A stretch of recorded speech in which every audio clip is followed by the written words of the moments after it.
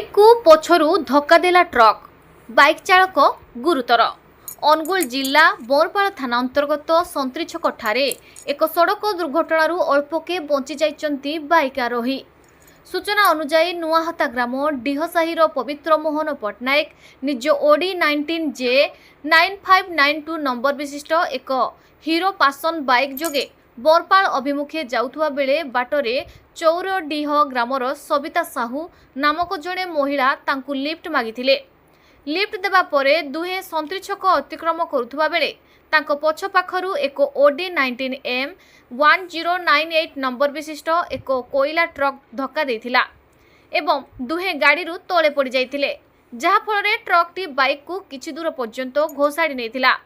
Bike चालक पवित्र मोहन गुरुतर थिबारु तांकु संगे संगे स्थानीय लोकंको सहायतारे चिकित्सा पाई डाक्तरखाना रे भर्ती करा जायचे।